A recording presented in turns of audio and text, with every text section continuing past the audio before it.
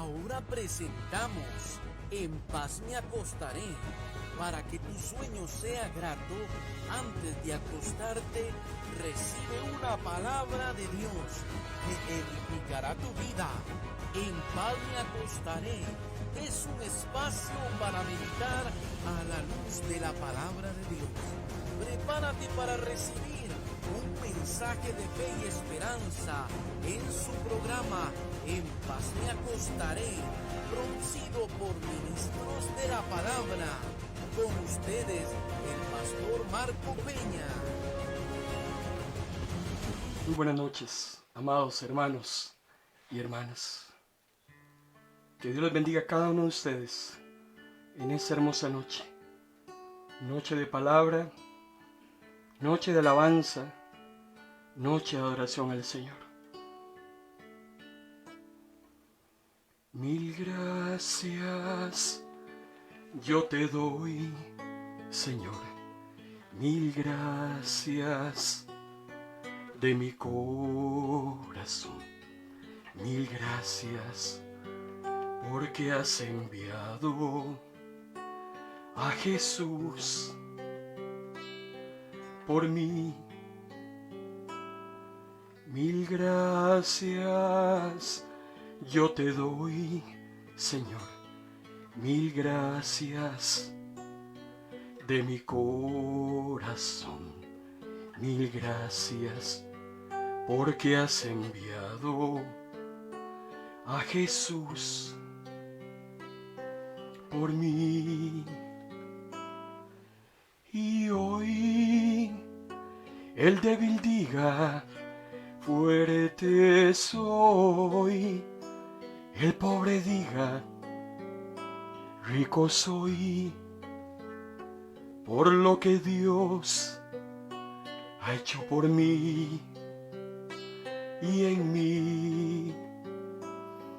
Y hoy el débil diga, fuerte soy. El pobre diga, rico soy. Por lo que Dios ha hecho por mí y en mí. Mil gracias. Sí, Señor. Mil gracias.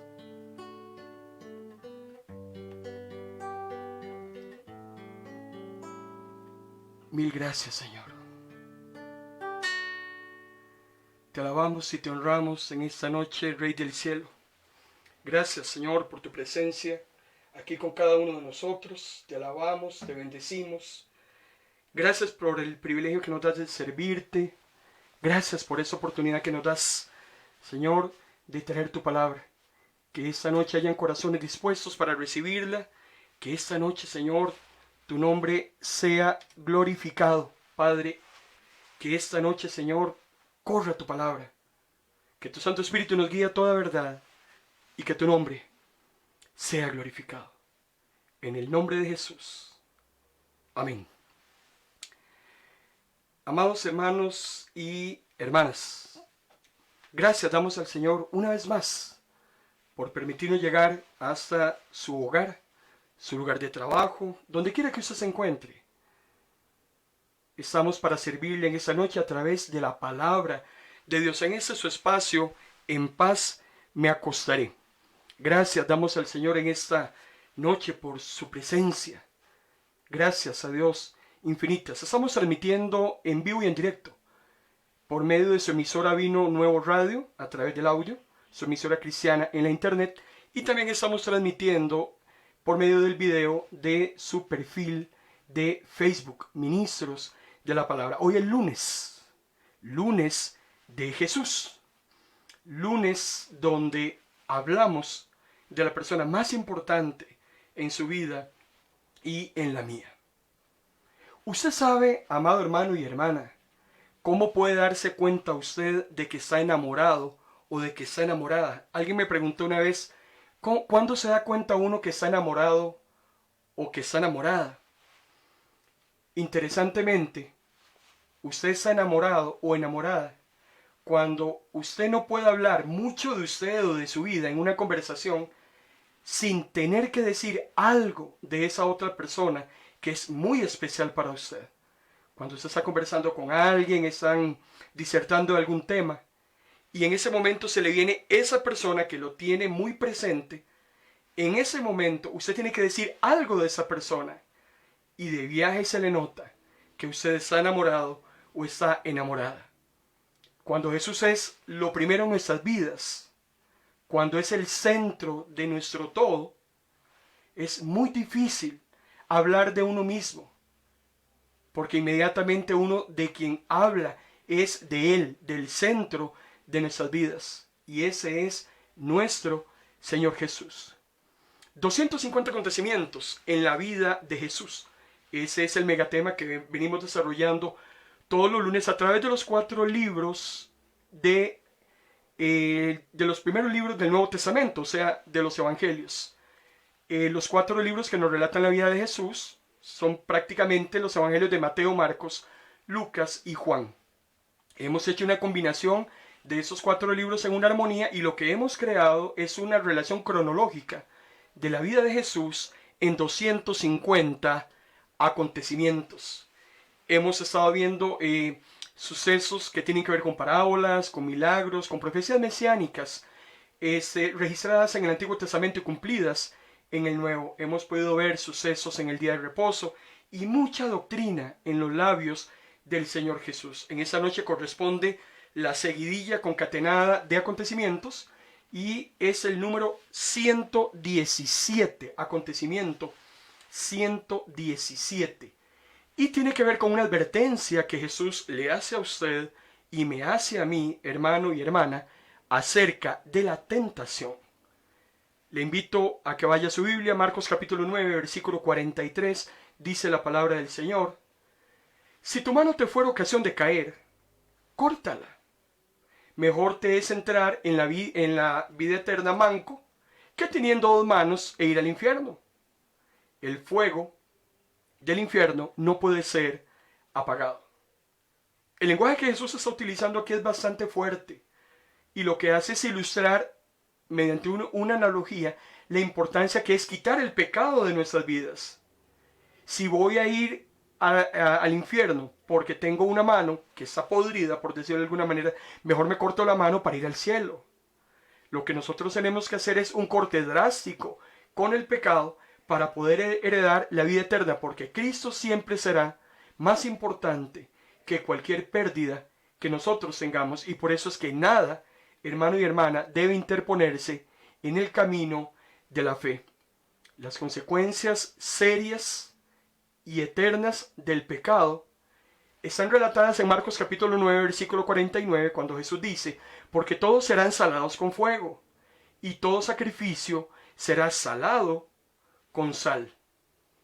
Por eso es que perder el deseo de dar sabor a la tierra con el amor y el mensaje de Dios es volvernos inservibles para Él. Cuando la sal pierde su sabor, se vuelve inservible.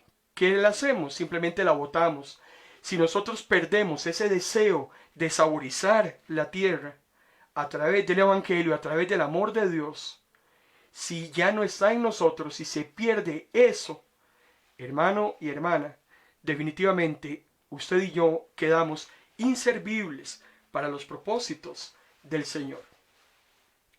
El acontecimiento 118 de 250 acontecimientos que estamos analizando todos los lunes en ese su espacio, En Paz Me Acostaré, tiene que ver con el menosprecio a los demás. Eso es algo muy terrible en la parte relacional. El mismo Jesús en Mateo capítulo 18, versículo del 10 al 11, Jesús dice: mirad que no menospreciéis a uno de estos pequeños, porque os digo que sus ángeles en los cielos ven siempre el rostro de mi Padre que está en los cielos, porque el Hijo del Hombre ha venido para salvar lo que se había perdido. Recuerden, hermano y hermana, que Jesús no vino a condenar. Jesús no viene a condenar a nadie. Jesús viene a salvar. ¿Y por qué Jesús no viene a condenar? Porque el hombre que no acepta el regalo de la salvación ya está condenado de por sí. Por cuanto todos pecaron, dice Pablo en Romanos 3:23, están destituidos de la gloria de Dios. Entonces, quiere decir que si el hombre no quiere aceptar el regalo de la salvación, ya estaba condenado. Entonces, Jesús no va a venir a condenar a alguien que está condenado. Al contrario, Jesús viene a salvar a aquel que está perdido, aquel que está en condena. Y por eso es que Él es claro también cuando le decía a los fariseos, yo no vengo a ver sanos. El médico no viene por sanos, el médico viene por enfermos. Y por eso es que Jesús ha venido por los que están condenados, por los que se habían perdido, por los que están enfermos. Es muy importante que también entendamos que como el pastor se ocupa de una oveja perdida, Dios también se ocupa de cada ser humano que ha creado. Y ni usted ni yo, amado hermano y hermana, somos nadie para despreciar a ninguna criatura hecha por Dios. De las cosas que Dios aborrece, la altivez, la altanería, el orgullo, y es ese menosprecio a los demás. Cuando estamos menospreciando a los demás, estamos menospreciando a lo creado por Dios, y eso a Dios no le agrada. El acontecimiento 119 relata acerca de Jesús enseñando cómo debemos tratar a un creyente que ha pecado. Si usted sabe o conoce de algún hermano o hermana que ha pecado, el Señor nos enseña en Mateo capítulo 18, versículo 15 al 17, cómo es que nosotros debemos de actuar. Dice la palabra del Señor. Por tanto, si tu hermano, dice, peca contra ti, número 1, ¿qué es lo primero que tienes que hacer? Estamos hablando de un agravio que un hermano en la fe te ha hecho a ti. Lo primero que tienes que hacer, dice Jesús, es vaya y repréndalo estando tú y él solos. Y si él te oye, has ganado un hermano. ¿Cómo se resuelven los conflictos entre los hermanos de la iglesia? No vociferando, no llevándole el cuento a todos para que todos opinen. Aún más, nosotros somos llamados ni siquiera a ir a los juzgados públicos del mundo para resolver las diferencias de la iglesia. Lo primero que hay que hacer es que si un hermano me ha agraviado, dice Jesús, yo lo busco, hablo con él y me arreglo con él. Y si quedamos con las paces hechas, entonces, perfecto, ahí se acabó todo. Sin embargo, se sigue un protocolo.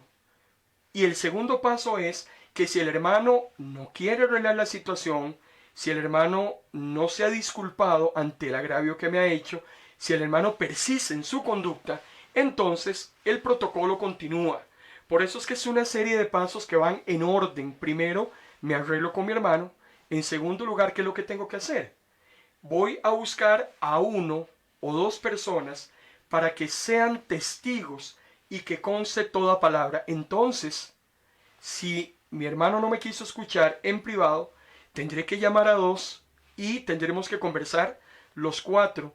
Delante de mi hermano habrán 2 testigos para que podamos arreglar la situación.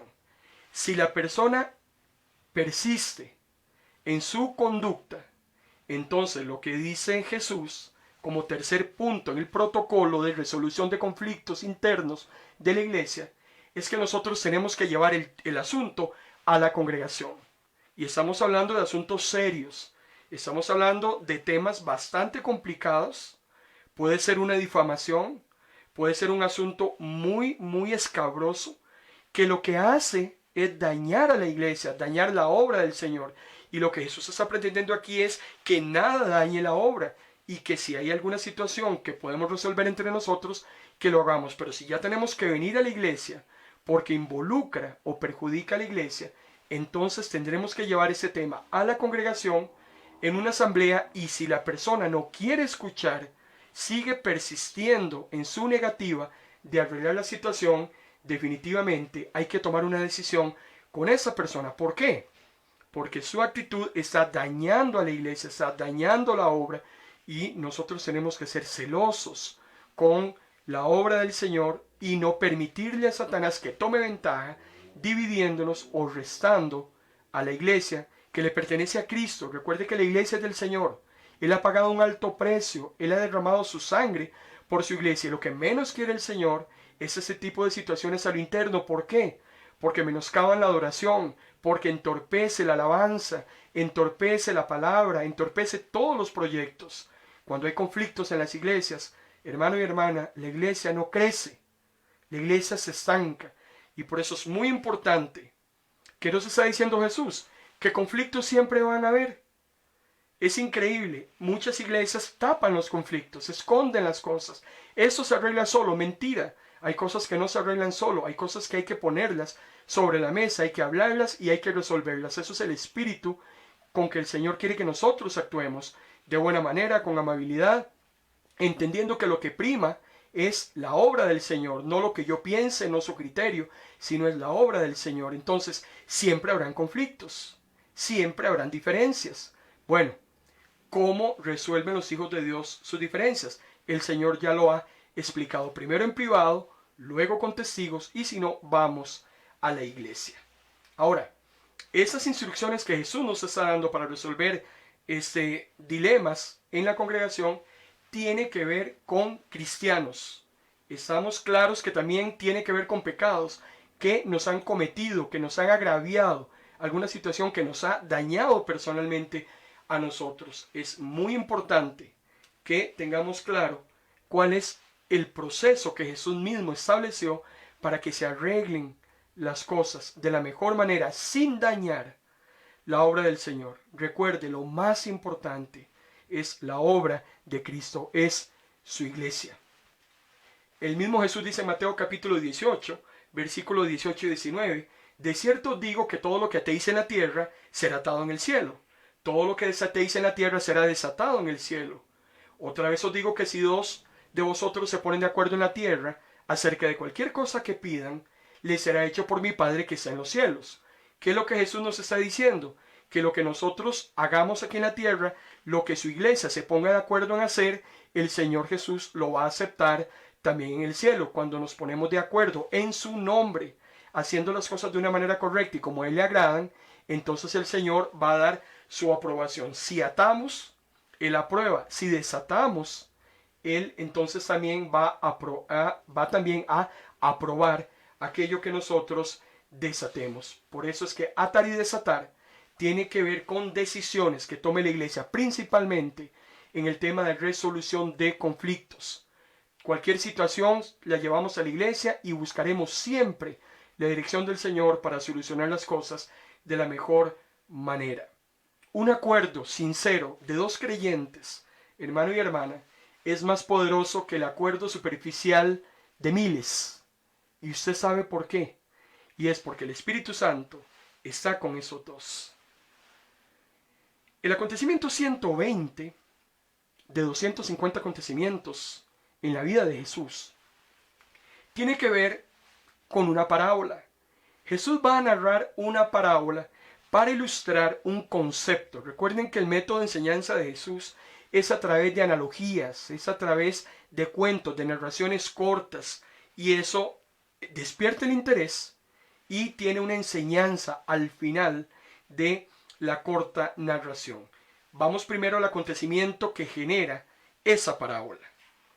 En Mateo capítulo 18, versículo 21 al 22, se le acerca Pedrito. Pedrito, como siempre, se presenta delante del Señor y Pedrito le dice a Jesús: Señor, ¿cuántas veces perdonaré a mi hermano que peque contra mí? ¿Hasta 7? Los rabinos en el contexto histórico enseñaban, y no está en la Biblia.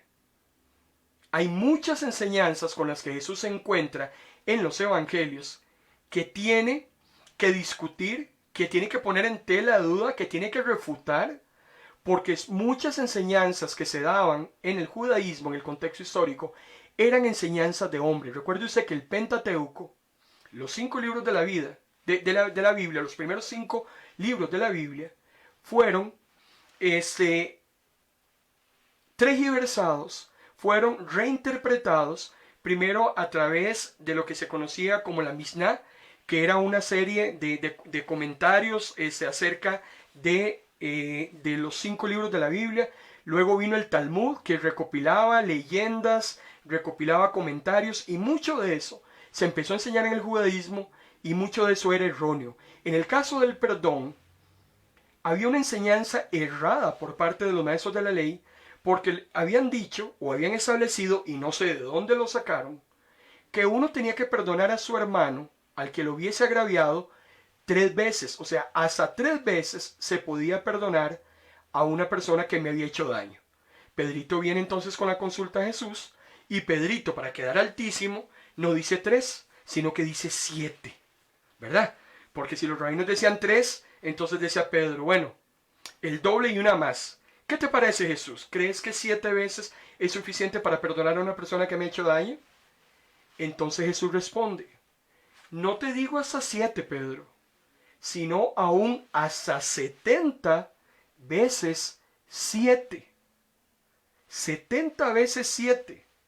La mayoría de las veces la multiplicación da 490 veces. O sea, Pedrito, olvídese de un dígito. Yo hablo de 3 dígitos. Hasta 490 veces tenemos que perdonar a aquellas personas que nos hayan hecho algún daño.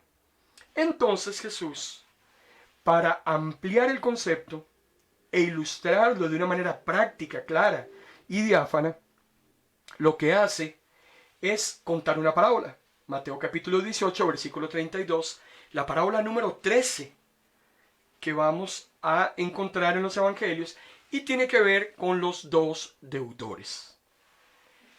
Dice Jesús, entonces llamándole su señor le dijo, siervo malvado, toda aquella deuda que te perdoné, porque me rogaste, ¿no debías tú también tener misericordia de tu consiervo, como yo tuve misericordia de ti? Lo ubico en el contexto histórico. Hay un hombre que le debe dinero a su señor, muchísimo dinero. Ahora vamos a ver la relación. Y el hombre no tenía con qué pagarle. Las deudas se tenían que pagar sí o sí. El hombre, entonces, el dueño de la deuda, va a castigar a ese hombre enviándolo a la cárcel y no tener la más mínima contemplación en el castigo que le va a dar porque no le ha pagado la deuda. Ese hombre, entonces, el deudor le ruega al acreedor que por favor le perdone la deuda. Y hermano y hermana, el acreedor le perdona la deuda. Cuando este hombre va saliendo muy contento, se encuentra a un consiervo de él que le debía una cantidad muy ínfima. Nada que ver con la deuda que él tenía como deudor con su señor. Entonces, el otro deudor, su consiervo, le pide que le perdone la deuda. Y ese hombre más bien se enoja y lo manda al calabozo para que lo castiguen. El señor se da cuenta de la injusticia que su deudor había hecho contra el deudor de él y lo llama a cuentas y le dice, siervo malvado, ¿usted se acuerda de toda aquella deuda que yo le perdoné? ¿Cómo es posible? Usted me rogó. Usted no tenía que también tener misericordia con su consiervo, como yo tuve misericordia de usted, porque lo que él le debía a usted no se comparaba en nada con lo que usted me debía a mí. Y yo lo perdoné a usted, y usted no fue capaz de perdonar a esa otra persona. Entonces el Señor dice, enojado, lo entregó a los verdugos hasta que pagase todo lo que debía. Termina Jesús diciendo, así mi Padre Celestial hará con vosotros, si no perdonáis de todo corazón cada uno a su hermano sus ofensas. Hagamos rápidamente lo que yo llamo un análisis situacional. Comparemos la deuda de ese siervo malvado con su señor con la deuda de su consiervo hacia él. Hay una relación jerárquica entre un rey y un empleado, la deuda más grande, pero en el otro caso es de siervo a siervo, de tú a tú, de par a par, de prójimo a prójimo.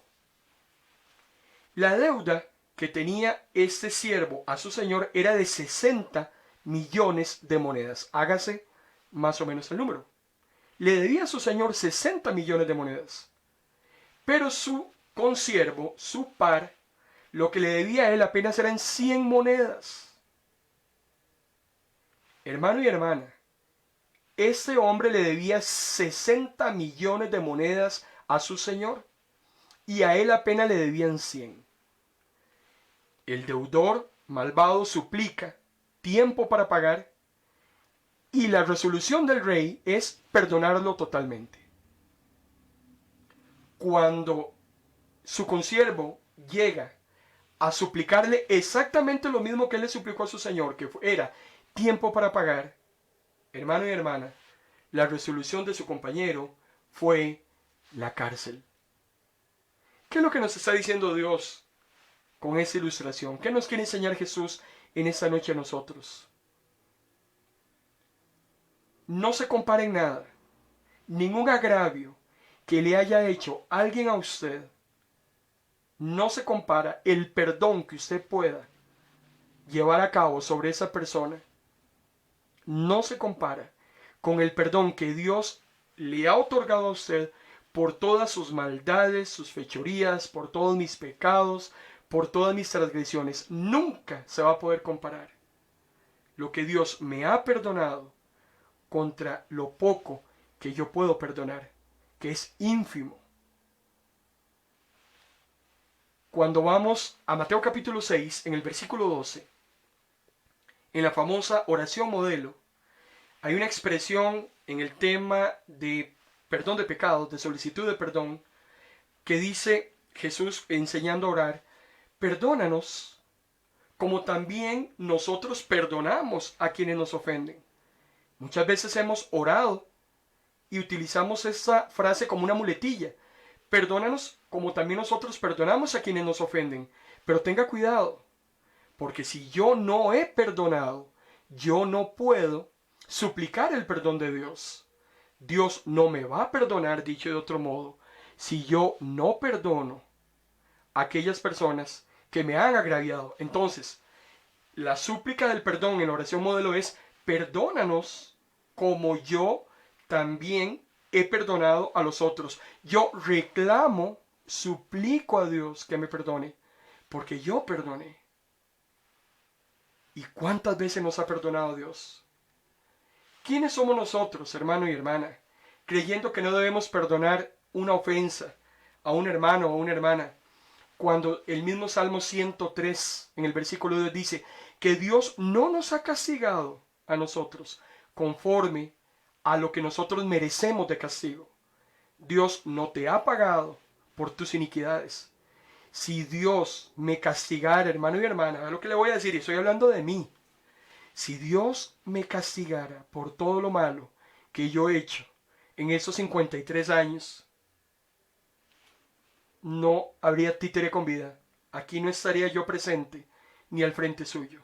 Es demasiado lo que el Señor nos ha perdonado para que nosotros no perdonemos también a aquellas personas que nos han hecho algún daño. 7 veces, olvídese, Pedro. Mínimo 70 veces 7. Si quieres que Dios te perdone, tienes que aprender a perdonar. El acontecimiento 121 tiene que ver con una situación que le sucede a Jesús con su propia familia, con sus hermanos. Según Juan capítulo 7, versículo 1 y 2, Jesús tenía más hermanos. Dice la palabra del Señor, Juan capítulo 7. Después de estas cosas, andaba Jesús en Galilea, pues no quería andar en Judea, porque los judíos procuraban matarlo. Estaba cerca la fiesta de los judíos, que era la fiesta de los tabernáculos. Recuerde usted que los judíos celebraban en el contexto histórico 3 grandes fiestas. Una era la fiesta de la Pascua, otra era la fiesta de los tabernáculos. Esa fiesta de los tabernáculos era sumamente importante. ¿Por qué? Porque cuando vamos a Levítico capítulo 23, versículo 33, Dios la establece cuando le dice a Moisés: a los 15 días de ese mes séptimo será la fiesta solemne de los tabernáculos a Jehová por 7 días. Y esa fiesta de los tabernáculos tenía lugar aproximadamente allá en el mes de octubre, 6 meses después de la celebración de la Pascua. La Pascua se celebraba en primavera y 6 meses después venía la fiesta de los tabernáculos. Esa fiesta lo que conmemoraba era los días en que los israelitas estuvieron peregrinando en el desierto y viviendo en tiendas. Recuerde usted que durante 40 años ellos tuvieron que vivir bajo tiendas de campaña. No tenían un lugar donde reposar permanentemente. Entonces, esa fiesta lo que simbolizaba era un recordatorio de cuando ellos vivieron bajo esas tienditas de campaña, y por eso es que el Señor quería que se recordara en el acontecimiento en el que estamos, en el contexto histórico de Jesús. Eso es lo que se está celebrando. Otra fiesta importante era la fiesta de las primicias, la fiesta donde se le entregaba al Señor lo mejor de la cosecha, lo mejor del ganado. Fiestas muy importantes, fiestas que recordaban la protección del Señor, que recordaban el amor de Dios. Ojalá usted tenga anotado por ahí la fecha en que usted se convirtió. El día en que usted se convirtió es una celebración permanente que usted tiene que celebrar, valga la redundancia, como agradecimiento a Dios. Es importante esto de recordar las cosas buenas que el Señor ha hecho en usted y ha hecho en mí. El mismo Dios decía en Levíticos 23, ya en el versículo 43, para que sepan vuestros descendientes que en tabernáculos hice yo habitar a los hijos de Israel cuando los saqué de la tierra de Egipto. Yo Jehová vuestro Dios. Era algo que tenía que ser recordado por todas las generaciones siguientes, lo bueno que había sido Dios mientras la nación de Israel estuvo vagando por el desierto. El acontecimiento, lo que realmente está entretejiendo en Juan capítulo 7, versículo del 3 al 5, es cuando se le acercan los hermanos de carne, hijos de María, se le acercan a Jesús, su hermano terrenal, y le dicen, Juan 7, del 3 al 5, sal de aquí y vete a Judea, para que también tus discípulos vean las obras que haces. Porque ninguno que procura darse a conocer hace algo en secreto. Si estas cosas haces, manifiéstate al mundo, porque dice que ni aun sus hermanos creían en él. Ya Jesús lo había dicho, nadie es profeta en su propia tierra. A él en el barrio no le creían, su propia familia no le creía. Así es que no se asuste, hermano y hermana. Esto también tiene una lección muy importante para nosotros. La familia no nos acepta, los hijos nos empiezan a despreciar, ya nuestra mamá ya empieza a vernos feo, ya parientes cercanos ya no nos invitan a sus fiestas porque ya lo ven a usted como un bicho raro. Y es increíble cómo los propios hermanos de Jesús, viendo los milagros, viendo el ministerio que Jesús venía realizando, les resultaba difícil creer en él. Y durante mucho tiempo se avergonzaron de su propio hermano. No se preocupe, no se preocupe, no hay garantía de que su familia acepte lo que usted hace para el Señor. Pero es que usted también tiene que entender que usted no complace a sus hijos, usted no complace a su mamá, usted no complace a su papá, usted no complace a sus hermanos, usted tiene que complacer y agradar a Dios. Jesús decía, cualquiera que pierda algo en este mundo, familia, activos, ganará mucho más en esta vida y en la próxima. El salmista decía, aunque mi padre y mi madre me dejaren, con todo Jehová me recogerá. Es más importante lo que piense Jesús de usted que lo que piense su familia. Usted tiene que mantenerse firme en lo que cree, en lo que está viviendo, porque al final de los finales la recompensa se la va a dar el Señor. Y vemos en Juan capítulo 7, versículo 7, cómo no solo sus hermanos no creían en Jesús, lo veían de reojo con una indiferencia tal, sino que nos dice Juan capítulo 7, versículo 7, que también el mundo aborrece a Jesús. Juan 7:7 dice, no puede el mundo aborreceros a vosotros, mas a mí me aborrece, porque yo testifico de él, que sus obras son malas. Claro, a usted le ha pasado, a mí me ha pasado. Cuando nosotros como hijos e hijas de Dios denunciamos el pecado, cuando señalamos lo que está malo, lo que no anda bien en otras personas, al mundo no le agrada.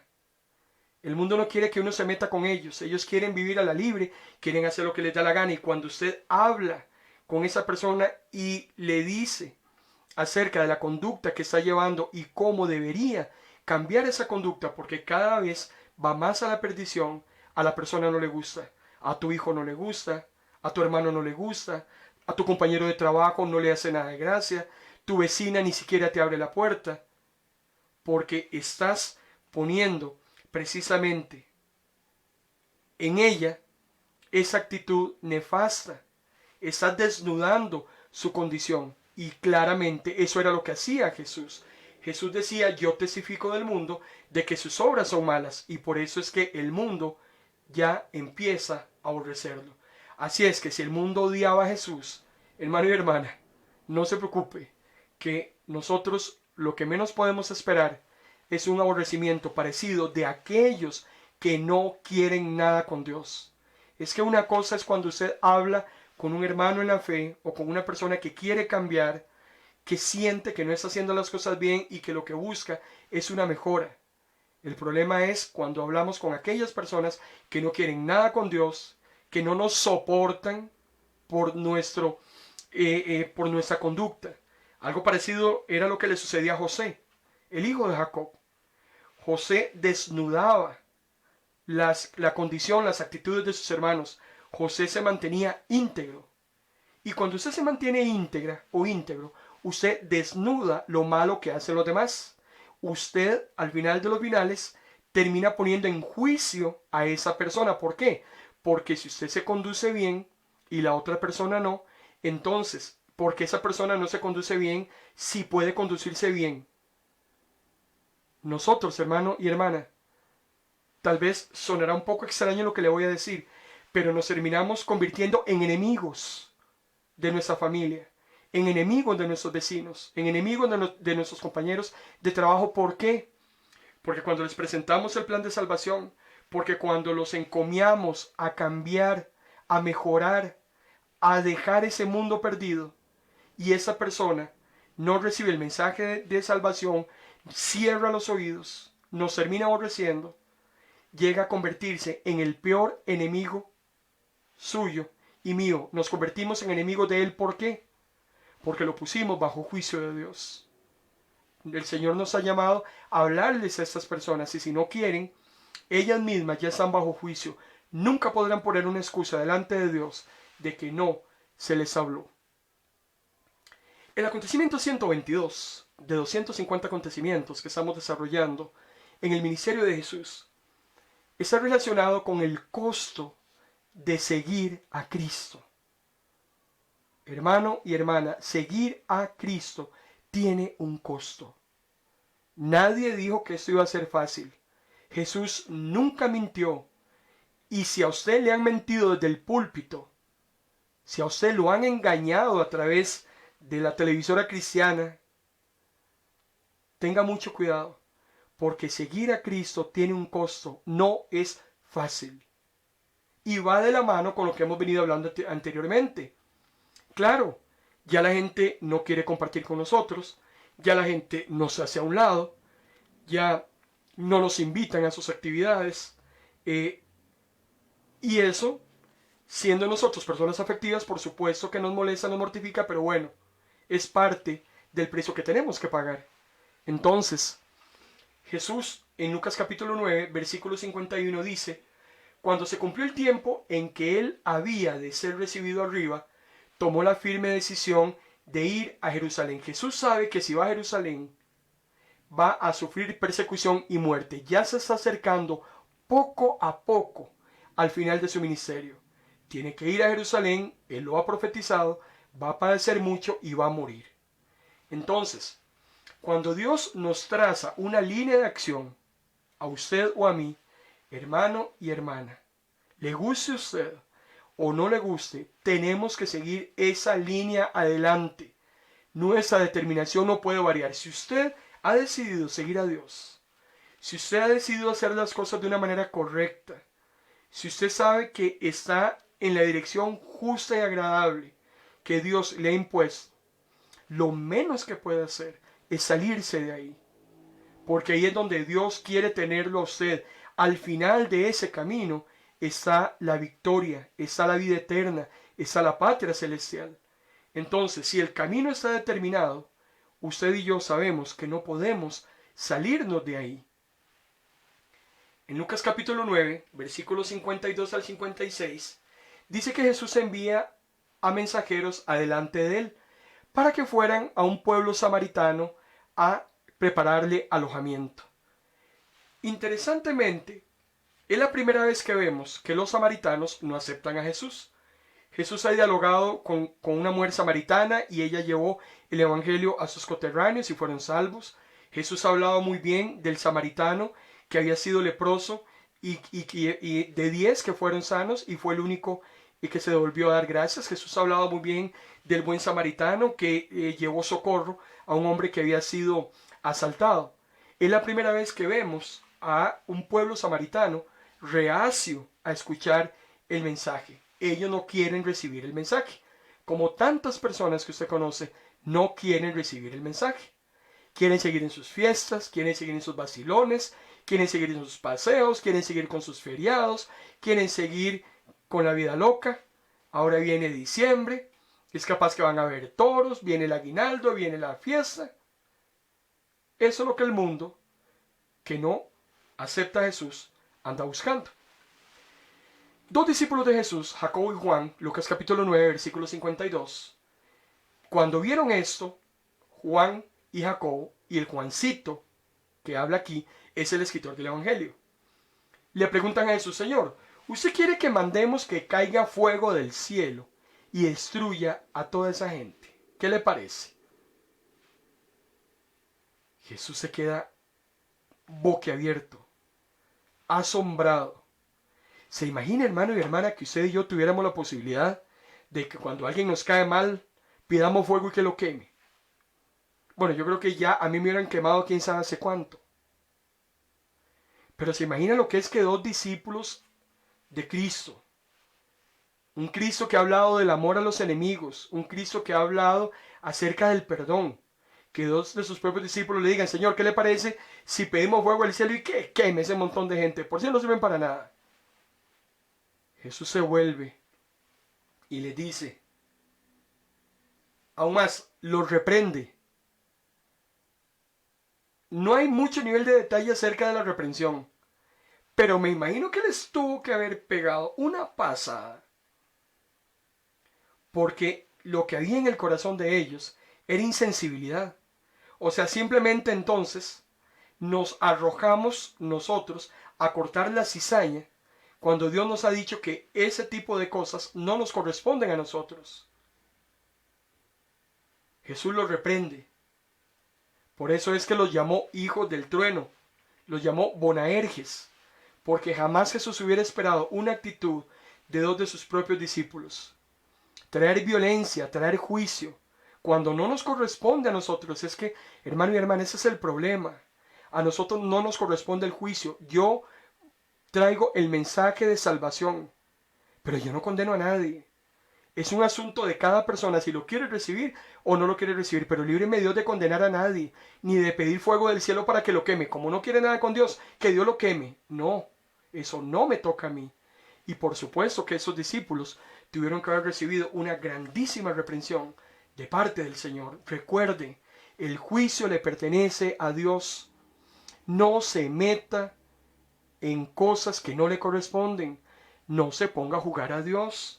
Es muy peligroso que usted se enrede en cosas que son potestad del Altísimo. Marcos capítulo 13, versículo 17, a Jacobo hijo de Zebedeo y a Juan hermano de Jacobo, a quienes apellidó Boanerges, eso es, hijos del trueno. O sea, ustedes dos muchachos definitivamente los voy a tener en la mira, porque jamás se me hubiera ocurrido que ustedes actúan de esa manera. Nosotros no podemos pedir el poder de Dios para nuestros deseos egoístas y de venganza. Dios libre. Gracias a Dios que eso no sucede, porque como le digo, si eso fuera así, ya muchos de nosotros ni siquiera existiríamos, cuando más de uno allá afuera ya ha pedido que hasta nos quemen vivos. Jesús dice en Lucas capítulo 9, versículo 57, que seguirlo a Él no es fácil. Y hermano y hermana, no sé qué le han predicado, no sé qué le han enseñado, no sé qué le han mentido desde un púlpito. Pero seguir al Señor no es fácil. No podemos andarle mintiendo a la gente o diciéndole que cuando viene a los caminos del Señor todo se le arregla. Ese es el problema de muchas personas, que cuando vienen a Cristo lo que vienen es a que Dios les solucione todos los entuertos habidos y por haber, que le resuelva todas sus deudas en un santiamén, que le ayude en todos los problemas que tienen años de estarlos llevando a cuestas, y según ellos, entonces, como Jesús hace todas las cosas nuevas, entonces simplemente en un abrir y cerrar de ojos me arregla la existencia. Así no funciona. Con el Señor así no funcionan las cosas. Seguir a Cristo no es fácil. Cuando iban por el camino, alguien le dijo: te seguiré a donde quiera que vayas. Se le presenta una persona de pronto y le dice: yo te voy a seguir donde quiera que vayas, Jesús.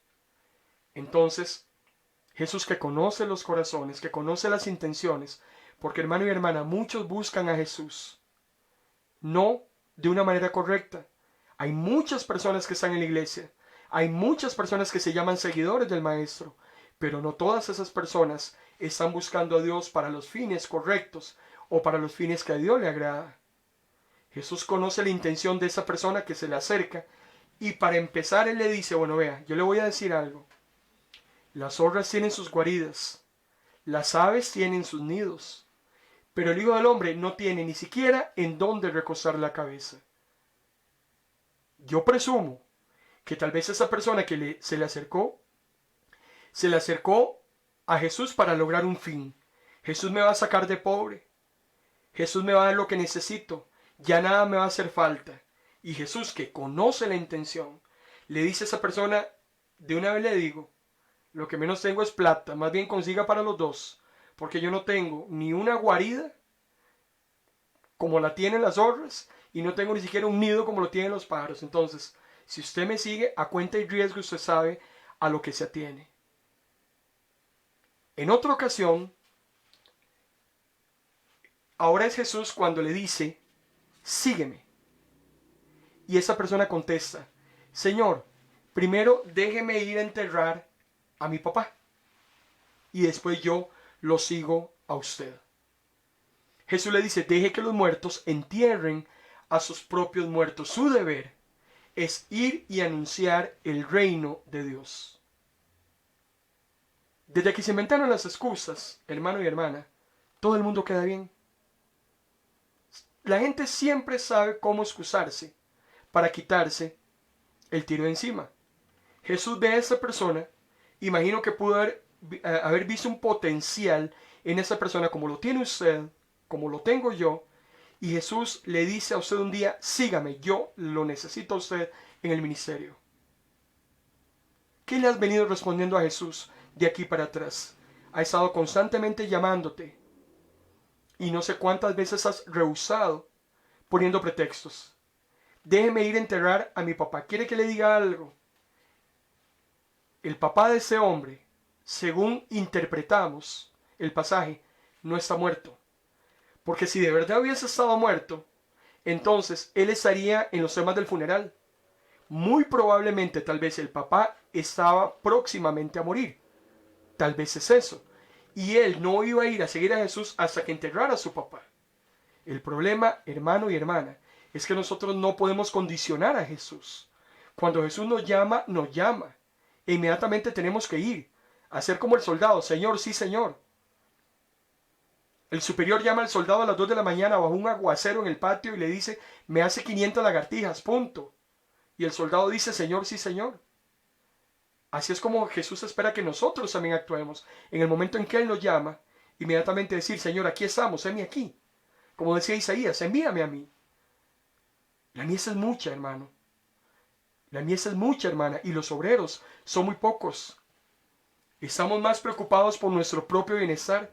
Estamos más preocupados en nuestro trabajo. Estamos más preocupados en adquirir activos. Nos preocupa más ir a pasear, disfrutar de la vida. Pero tarde o temprano, el Señor tendrá que rendirnos, nos llamará a rendir cuentas. Y ahí cada uno tendrá que ver cómo le contesta al Señor. Hay otro más. En Lucas 9, 57, 62. Otro le dice, Señor, yo te voy a seguir, pero primero déjeme despedirme de la familia. Entonces Jesús le dice, vea, yo le voy a decir algo, hijo. El que pone su mano en el arado y vuelve la vista atrás, no es útil para el reino de Dios. Jesús está haciendo una analogía con el arado. El arado lo que hace son surcos en la tierra. La persona que ara tiene que estar viendo siempre para el frente, siempre para adelante. ¿Por qué? Porque si no el surco le sale torcido. Una persona que está arando y vuelve la cara para atrás, ese trabajo no va a servir absolutamente de nada. Entonces, lo que Jesús está diciendo, palabras más o palabras menos, es que una persona que se devuelve, una persona que pone peros, una persona que pone excusas, una persona que dice, no, soy muy joven, mañana. No, estoy muy linda cuando sea más feo. Uy, no. Ahora no, no es que vienen las fiestas de fin de año. Tal vez como en enero o febrero, cuando ya todo esté apagado. Cuando le ponemos peros al Señor, entonces, hermano y hermana, a Dios eso le desagrada. Y cada uno tendrá que darle cuentas al Señor de las excusas que ponga cuando el Señor lo llama. Es muy importante que anotemos esto y como decimos y como reiteramos, seguir al Señor tiene un costo. Hay un costo altísimo para seguir al Señor. El acontecimiento 123 nos habla de una situación cuando el Señor Jesús está enseñando abiertamente en el templo. Las personas lo veían, se le quedaban mirando. Juan 7, capítulo 12, Juan capítulo 7, versículo 12 y 13, uno de los que están viendo a Jesús predicando en el templo decían, mira, ese hombre es bueno. Otros decían, no, ese hombre está engañando al pueblo. Pero nadie hablaba abiertamente por temor a los judíos. Había una presión increíble sobre el pueblo, porque en Juan capítulo 9, versículo 22, dice que los judíos habían acordado que si alguno confesase que Jesús era el Mesías, iba a ser expulsado de la sinagoga. O sea, ya había una presión en la población sobre todos aquellos que seguían a Jesús. Ya hasta se habían gestado amenazas en contra de aquellos, y por eso es que la gente ya andaba recelosa y no expresaban abiertamente lo que pensaban de Jesús. Increíblemente, hay un deseo de los fariseos de asesinar al maestro. Cuando vamos a Juan capítulo 7, versículos 19 y 20, dice, ¿no dio Moisés la ley y ninguno de vosotros cumple la ley? Ustedes hablan de la ley, le dice Jesús a los fariseos. Ustedes dicen que existe un mandamiento, no matarás. Pero porque ustedes quieren matarme. Si ustedes dicen que no se debe matar, porque ustedes me quieren matar a mí. Ustedes mismos se están contradiciendo. Y entonces, claro, ellos se esquivaban y lo que decían es, demonio tienes, ¿quién quiere matarte? De labios para afuera decían que no, pero dentro de su intención ellos querían asesinar a Jesús. Por eso dice Juan 5:18, por eso los judíos aún más procuraban matarlo. ¿Por qué? Porque no solo quebrantaba el día del reposo, sino también decía que Dios era su propio Padre, haciéndose igual a Dios. Ya está resuelto que Jesús sea asesinado. Y detrás de eso es que andan los fariseos. De labios hacia afuera no lo decían, pero había toda una intención y hay un plan maquiavélico gestándose para llevarlo a cabo. ¿Qué es Jesús para ti? Juan capítulo 7, versículo 30-31. Entonces procuraban prenderle, pero ninguno le echó mano, porque aún no había llegado su hora. Y muchos de la multitud creyeron en él y decían, es el Cristo. Y cuando él venga, ¿hará más señales de las que hacen? Cuando lees el Evangelio de Juan capítulo 7, usted encontrará muchas de las formas en que las personas reaccionan ante Jesús. Juan 7 es muy interesante porque usted encuentra a personas manifestándose y hablándose que es Jesús para ellos. Unos decían que Jesús era bueno, otros decían que era un engañador, otros decían que era un endemoniado, otros decían que era el Cristo, otros decían que era un profeta. Hermano y hermana, ¿qué es Jesús para usted? ¿Qué es Cristo para usted? Conteste ese interrogante en su corazón. ¿Qué es Cristo para usted? Yo le voy a decir a usted en esta noche que Jesús es mi todo. la persona más importante en mi vida, aquel a quien le debo todo lo que soy y a quien le he prometido servirlo hasta el último día de mi vida. Eso es Jesús para mí. Respóndase usted esa pregunta. Padre, gracias en esta noche, Señor, por tu palabra. Gracias por tu bendición, porque en esta noche, Señor, le ha placido al Espíritu reunirnos para hablar de tu Hijo, de todas esas señales tan maravillosas que hizo, de toda esa doctrina que nos alimenta, que nutre nuestro espíritu. Gracias una vez más, Señor, por lo que estás haciendo, por lo que harás. Gracias por tus bendiciones. Recibe toda la honra y toda la gloria en esta noche. En el nombre de Jesús. Amén. El próximo miércoles, hermano y hermana, le invito. Hay un tema muy interesante que hemos titulado, y lo hacemos en forma de pregunta. Lo que diga el corazón. ¿Será que usted y yo actuamos, hermano y hermana, en función a lo que dice el corazón? Vamos a demostrar el próximo miércoles que el corazón es engañoso, las emociones son traicioneras y los sentimientos ni para qué. A la luz de la palabra del Señor, vamos a hablar acerca de el corazón. No podemos hacer lo que el corazón nos dicte. Tenemos que hacer aquello que agrada a Dios. Hay una palabra muy hermosa que hemos preparado para usted el próximo miércoles, 8 de la noche, en este su espacio, En Paz Me Acostaré. Cristianismo práctico para el próximo miércoles, si el Señor lo permite. Lo bendigo en esta hermosa noche, en el nombre del Padre, en el nombre del Hijo y en el nombre del Espíritu Santo. Buenas noches.